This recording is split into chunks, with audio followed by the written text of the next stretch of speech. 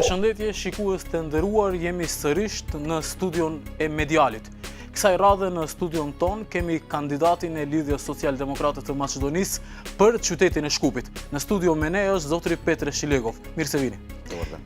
Si të veznajeme kako političar, jedan od prvite ljudi u SDSM. Koji je vsušnost Petre Shilegov? Петре Шилегов е обичен човек. Граѓанин кој секој ваш гледач, читач. Човек кој што цел живот живее во Скопје. Овде роден, овде имам семејство, сопруга, 2 деца. Пред политиката се занимав со приватен бизнис, адвокатура. Релативно успешно, релативно неуспешно, тоа е, нели, субјективна проценка на било кој од нас. Јас сум задоволен од нивото на квалитет професионален во рамките на адвокатурата. Правичен човек по карактер, што мислам дека е една од причините за да влезам во политиката, за да го знаете тој Петре Шилегов. Приватно сум веројатно многу поинаков отколку што јавноста можеше да ме запознае во овој период, затоа што во таа политичка битка бараше и строгост, и доследност, и принципиелност, и формален начин на комуникација, така што тоа е веројатно впечатокот кој што јавноста го има стекнато за мене. Приватно сум апсолутно нормален. За жал, заради политиката имам многу малку време за приватноста, за семејството, кое што ми е голема поддршка во сите овие веќе изминати 4 години, и да не беа они, немаше да можам да достигнам на ова ниво во политиката. Едноставно, ако не бев во политиката, ќе бев некој што е ваш комшија. И ќе ме гледавте на тој начин. Така се обидувам и во приватната комуникација, еве и пред емисијава, и после емисијата, и оние што ме знаат, и во таа комуникација да задржам едно ниво на стабилност, да не бидеме летнати во облаци, како што сака да каже народот. Вие сте сведоци, новинарите, со кои што во овие 4 години најмногу соработувам, дека надвор од камерите или зад камерите сум еден нормален човек. Овде ми е се. Овде ми е целокупното мое семејство, сите бизниси, да ги речам, сите работи, надвор од адвокатурата. Семено имаме уште еден мал бизнис, релативно успешно, пак ќе кажам кој како проценува, меѓутоа придонесувам за општеството на начин што во двата своји бизниса имам некаде 15-тина вработени и делам плати на 15 луѓе, на 15 семејства. И тоа е она што за мене можам да го кажам во таа смисла. Можете да ме видите по спортски надпревари, можете од време на време кога има по некој добар концерт, пешачам, оноку колку што ми дозволува времето, возам точак. Имам домашно милениче, мојата желка Изабела, дури и име и дадовме, 8 години дел од нашето семејство. Тоа е Петре Шилегов. Петре Шилегов е нормален човек. Може ли да ни откриете зошто решивте да се повлечете од пратеничкото место, која некако е некоја позиција која овозможува повеќе да се истакнува еден политичар? Па и јавноста ме препознаа како пратеник, бидејќи веќе 3-та година сум во рамките на Собранието на Република Македонија. Не можете во политиката да бидете декларативни цел живот. Не можете да стоите на говорница и да зборувате. Суштината на политиката по вредностите кои што јас ги имам изградено во мојот живот е да помогнете на луѓето, на заедницата, од кај што излегувате, од кај што потекнувате. Општо, Македонија е мала држава и ако само зборувате, а попатно не направите ништо, што е суштината на вашето бавење со политика? Заборавивме во изминативе 25-30 години од независноста на Македонија, што е тоа што политичарите треба да го направат. Многу луѓе влегле во политиката од себични материјални лукративни причини со цел да заработат. повеќе од тоа што пазарот им овозможува. Јас фатив некој обратен ред, направив професионална реализација на пазарот и потоа влегов во политиката. Веројатно тоа е процесот на зреење кај еден човек и на возраст од скоро 50 на години колку што имам, одлучив дека во ред, не ми се допаѓа како изгледа мојата држава, не ми се допаѓа луѓето и начинот на кој што води таа држава. Во себе имам потенцијал, зад себе или со себе имам структура наречена Социјалдемократски сојуз на Македонија, другари луѓе со кои што во овој период раководиме со партијата и ги менаџиравме сите овие тешки процеси низ кои што изеше нашата држава, пренабрегнавме голем број од проблемите и едноставно дојде време да го дадам својот реален придонес за заедницата. Зошто Скопје? Роден скопјанец. Тука ми е се, ама совршено се што имам направено во животот и во професионална и во материјална смисла на зборот. Роден сум од левата страна на Вардар. Живеев, растев, се образовав до 1996 живеев во Бутел. Движејќи се низ градот, ги знаете проблемите кои што постојат од оваа страна на Вардар. Моментално живеам во Тафталич, значи на десната страна на Вардар. Условно, за жал, таква поделба постои во градот и формално и неформално. Мојата адвокатска канцеларија е во Аеродром. Што значи јас градот го познавам во неговата суштина, во неговата душа. Растен сум на овие улици, растен сум по концертите во Скопје, качувам на Водно, на Скопска Црна Гора, на Матка, значи тоа е суштината на Скопје. Ги знам улиците, ги знам луѓето, го знам табиетот, го знам менталитетот, затоа што сум имал среќа да можам да бидам насекаде низ Скопје во текот на мојот досегашен живот. И Скопје и мене ми делуваше како едно логично решение за продолжение на политичката кариера или политичкиот ангажман. За жал, во изминативе 10-11 години можевме да видиме целосната дисторзија на вредностите во општеството. Груевски и груевизмот се појава со која што ќе треба и во еден и среден и долг рок да се справиме како општество. На изборите во декември го поразивме Груевски и започнавме пресметка со груевизмот на централно ниво. Меѓутоа, таа политичка работа мораме да ја завршиме. Коце Трајановски, мојот конкурент на предстојните локални избори, во изминативе 2 мандати не беше ништо друго, освен продолжена рака на Никола Груевски и на неговите политики и вредностите што ги носеше, или невредности што ги носеше и Никола Груевски и груевизмот во изминатиот период.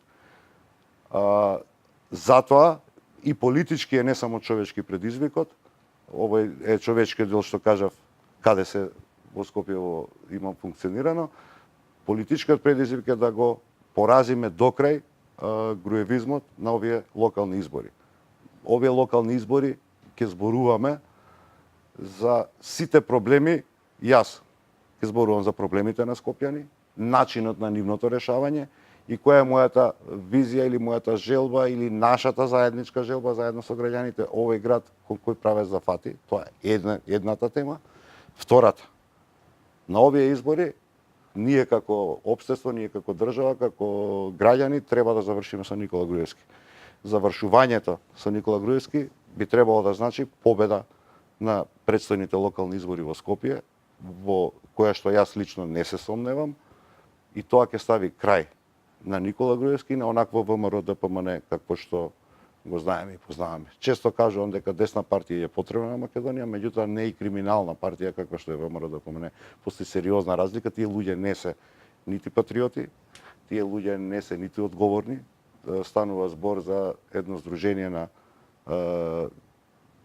во суштина криминалци кои што ја искористија политиката да украдат и огромен дел од нашите пари, меѓутоа и огромен дел од нашите животи. Не можеме да пишеме анекс договор на нашиот живот за 10 години од нашите животи што ги пропасти Никола Груевски, да можеме да ги продолжиме. Затоа треба со тоа престанеме сега и локалните избори се добар момент. Шилегов, додека бевте во опозиција, често ја напаѓавте тогашната власт, почнувајќи од проектот Скопје 2014, чиј што дел може да се види и од нашево студио. Така. До масовното сечење на зеленилото низ многу општини на град Скопје, па се до запоставувањето на одредени општини. Што е тоа што вие поразлично ќе го направите од вашиот претhodник Коце Трановски? Скопје има сериозни проблеми. Во основа, најголемиот дел на проблемите е овдека од вашето студио можеме раскрсницата на Мавровка да ја видиме. Најголемиот сообраќајен јазол во Скопје, или меѓу поголемите во секој случај. И кога ќе помисли човек дека за оваа слика Скопје 2014, оваа држава или Никола Груевски, неговата продолжена рака Коце Трајановски, одлучиле да потрошат 680 милиони евра, а гледате дека овдека најмалку 20 минути чекате на оваа раскрсница за некоја работа која што треба да ја решите и која што не би чинела веројатно повеќе од 10 милиони евра, едноставно мака ви паѓа. Едноставно мака ви паѓа. Таа ќе биде нашата различност. Ние ќе ги решаваме суштинските проблеми на различните делови од градот. Овдека конкретно сега споменувам Мавровка. Коце Трајановски е убиец на дрвата во Скопје. Убиец на зеленилото. Меѓу другото, заради тоа живееме во град кој што е еден од најзагадените во Европа. Може би најзагаден главен град во Европа. И тоа е нешто што допрва ќе почнеме да го решаваме. И јас, и кога ќе започне кампањата и сега, не можам на Скопјани да им ветам дека со мојот избор ќе престане загадувањето. Тоа е циклус. Меѓутоа, она што можам да го ветам е дека ќе почнеме системски да го решаваме проблемот на загадувањето.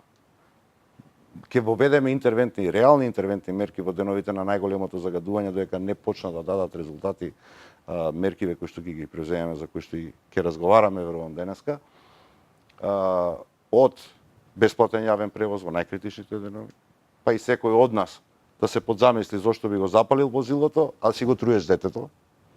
Од друга страна, како градоначалник на Скопје, ќе понудам да можете тие денови да се возите во јавниот градски превоз без да имате паричен надоместок. Неопходно е во таков тип на денови целосно да запрат градежните активности. Целосно. Да се стави мораториум во таквите денови, ќе се определуваат. Постојат и правила и прописи, и тие правила и прописи се на 10-тиот ден. Нам ни се дешаваше 40 дена да дишеме високо загаден воздух, за да градоначалникот актуелен на Скопје издаде било каква мерка. Ама 10 е моментот кога може да почнеш. Никој не те попречува на 5-тиот ден да превземеш определени мерки. Значи, таков тип на дејанија и кои што ќе придонесат и кон подигнување на свеста на граѓаните зошто да го запали своето возило во такви денови, вози се со јавниот превоз, се дел од работите кои што интервентно може да се преземат. Никогаш нема да ви речам седете дома. Не излегувајте, не отварате прозори, загадено е. Тоа е несериозно од страна на човек на кој што граѓаните му дале доверба да го управува овој град. Меѓутоа, надвор од тие интервентни мерки, мораме да почнеме со системско решање. Најголемиот начин или најголемиот загадувач надвор од градскиот сообраќај е затоплувањето. Ќе започнеме со гасификација на градот Скопје и ова сакам најсериозно да го ветам уште во текот на 2018 година. Да го затвориме примарниот прстен околу градот на гасоводот и да започнеме со работа на така наречената секундарниот секундарен гасовод, односно оној кој што ќе дистрибуира природен газ до нашите домови. Ќе се грееме поевтино, ќе се грееме еколошки по-исправно. Една од мерките која што не знам дали ќе успееме во првата сезона, во втората сигурно, 40% од сообраќајот кој што е во Скопје е внесен сообраќај.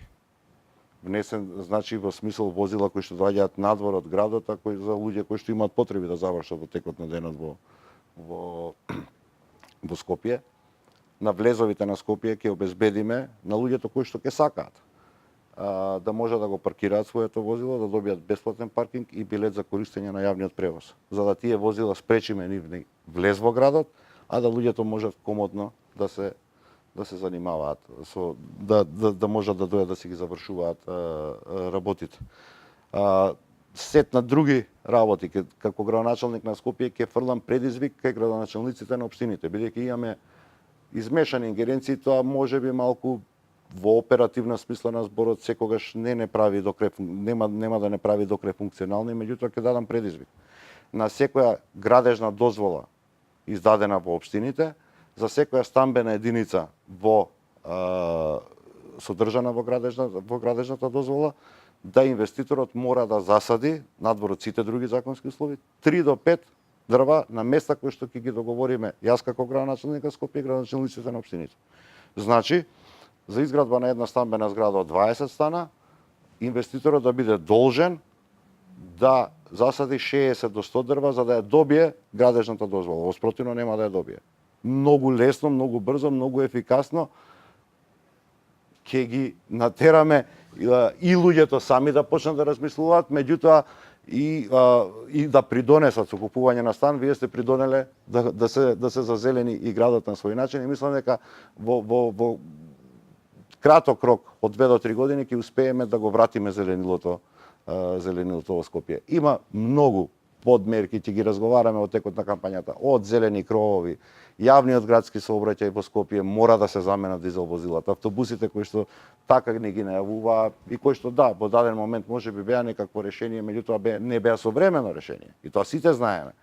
Еден градски автобус од кинескиве кои што ги возиме, кои што се возат дабл декери, троши 44 литри гориво на 100 километри. Можете ли да замислите? Ние, значи, живееме во град во кој што јавниот градски превоз е еден од поголемите загадувачи на воздухот кој што го дишеме. Светот се движи кон други решенија. Електричните автобуси се известна категорија и постојат веќе во Париз се користи целосно.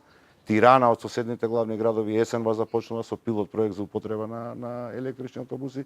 Да не зборувам за автобусите на метан кои што долго наназад се употребуваат секаде низ светот и тоа ќе биде начин на кој што ќе го обновуваме јавниот градски превоз. Не со автобуси кои што загадуваат, туку со автобуси кои што или малку загадуваат или воопшто не загадуваат околината. И како за крај, би сакал директно да ве прашам.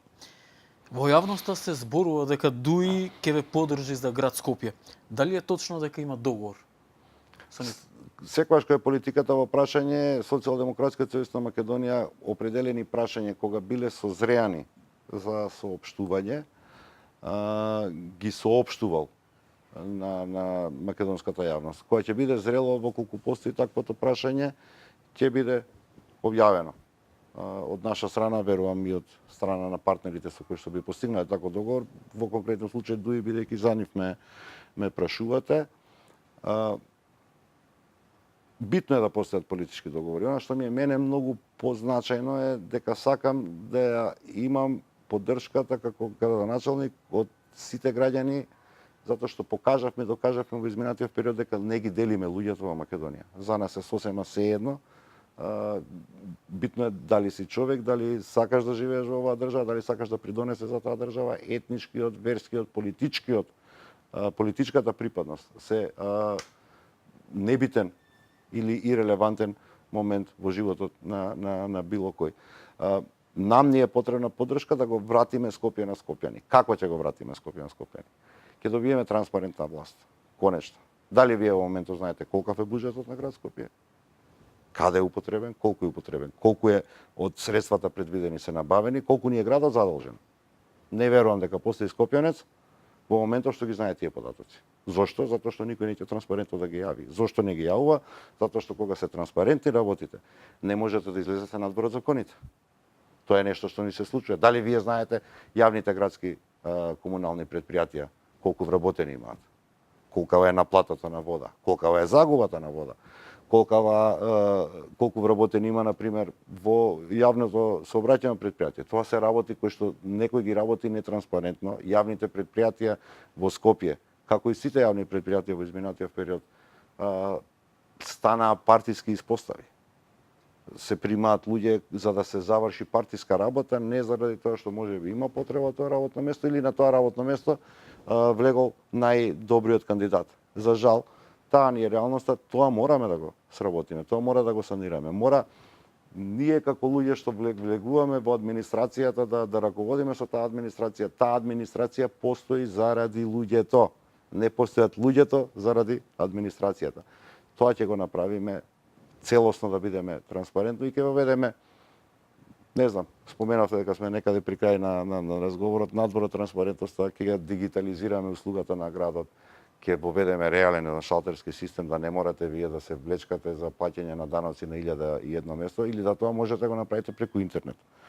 Ќе го воведеме концептот на Smart City, на паметен град, од едно место да можеме да ги управуваме и расветата, и јавните предпријатија за подигање на комунален отпад, семафорското регулирање, да имаме преглед за да може таа регулација да оди на сообраќајот да оди од едно командно место и во зависност од тоа, еве, каков е овдека метежот, така да се ослободува сообраќајниот сигнал. Велосипедските патеки, фантастично значајна работа, затоа што и јас сакам од време на време, кога ми дозволува времето, да се качам на точак, ама да се осеќам безбеден додека го возам точакот. Прашањето на Вардариште. Вардариште ќе се затвори. Оние услови кои што ги имаат тие животни во Вардариште се едноставно услови кои што не заслужуваат ниту животните. Значи, идејата и кога ќе ја започнеме кампањата, ќе видат и граѓаните, не е Петре Шилегов најпаметен на светот. Не е ниту елитата, да кажам условно, на социјалдемократскиот сојуз најпаметна на светот. Постојат разни здруженија, постојат разни луѓе кои што имаат микро знаење или познавање на проблематиката. Па ќе седнеме, ќе разговараме. И со здруженијата за велосипеди, и со здруженијата за заштита на животните. Тие луѓе ја познаваат проблематиката до најтесниот момент. Сакам да бидам градоначалник кој што ќе ги чуе граѓаните, кој што ќе му пренесат знаење, кој што ќе го дадат начинот на решение и да го изнајдеме најдоброто решение и на тој начин да затвараме прашања по прашања. Имаме многу прашања кои што ќе мора да ги затвориме. Така ќе го направиме и градот и администрацијата поблиски. Секој граѓанин ќе може во процесите кои што ќе ги отвараме да биде дел од решението, не да биде само пасивен посматрач. Таа ќе биде огромната разлика која што ќе направиме. Скопје мора да престане градежниот хаос. Едноставно мора, затоа што надвор од нашиот стамбен простор, секому од нас цивилизацијска придобивка, ние да имаме животен простор. Животниот простор веројатно не е и никаде во светот, не може да биде и не би требало како што е соседната зграда да биде 2 метра од вашата. Мора да има простор за живење, паркови околу тие места каде што живеат луѓето, значи проектирањето и на генералниот урбанистички план, меѓутоа и во рамки на ингеренциите кои што градот ги има на деталните урбанистички планови, ќе бидеме ригорозни кога е во прашање квалитетот на живење на граѓаните, затоа што така можеме да разбереме урбанизацијата во буквална смисла на зборот. Мора да престанеме со импровизирање на градби. Затоа што постои генерален урбанистички план. Во него, попаметни од мене, попаметни од нас луѓе кои што име тоа занает, како што велам јас, зацртале што е неопходно да се реализира како инфраструктура во градот. Мораме да почнеме со целосна реализација, не со импровизација. Еден од примерите пред 2-3 години онаму кај Рампа беше ширена улицата. Веројатно ќе останете, таа улица би требало да влезе во Јужен булевар со целиот свој сообраќајен габарит на различни сообраќајни решенија.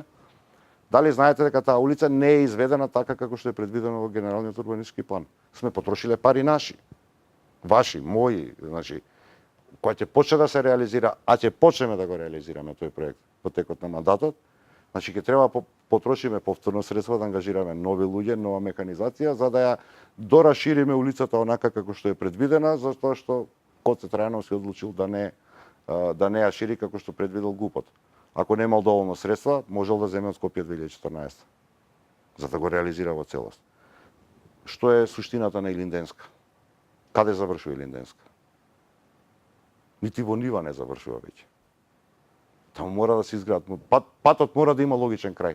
Мора да биде патната инфраструктура врзана со цел да направиме проток на сообраќајот. Знаете, овде на Мавровка е многу загадено, меѓу другото, зашто се статични возилата.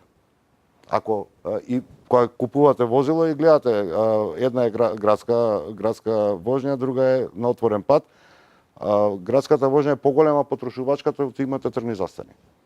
Трни застани овдека на Мавровка имате едно 20 пати додека излезете од раскрсницата.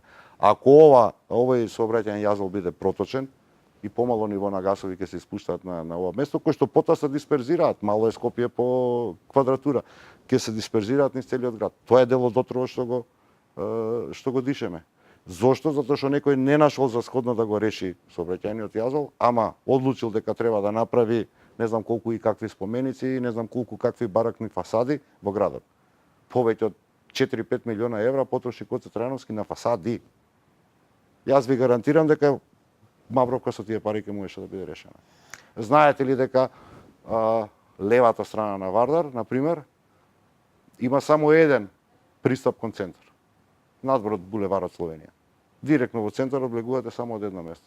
Градот не ни е природно споен, сообраќајниците не ни се природно споени, а се предвидени во генералниот урбанистички план. Тука немам намера да импровизирам како градоначалник. Една работа која ќе фатиме, ќе завршиме од корен. Господине Шилегов, благодариме за вашето време. Благодарам на вас, благодарам на вашите гледачи. Ве повикувам да излеземе на локалните избори, дадете доверба на луѓе кои што имаат визија како да го развиеме овој наш заеднички град, со цел да на крајот на мандатот можете да направите проценка што е она што сте го добиле од овој актуелен градоначалник во форма на импровизација или овој кој што верувам дека ќе го изберете како некој кој што студиозно и темелно ќе ги заврши дел од проблемите. Благодарам. Shikues medialit ishte ky Petre Shilegov nga radhët e Lidhjes Social-Demokrate të Maqedonisë, i cili është një nga kandidatët për qytetin e Shkupit. Njëjtë sikur deri më tani, medial.mk dhe post.mk do të mbaj nën lup të gjithë kandidatët të cilët do të garojnë në këtë zgjedhje lokale. Por, edhe pas përzgjedhjes së tyre, neve do të vazhdojmë të ndjekim punën dhe aktivitetet dhe do të vazhdojmë të sjellim për ju premtimet e realizuara ose premtimet që nuk do të realizohen nga ana e tyre. Faleminderit dhe me intervistën e radhës shihemi ditëve në vijim.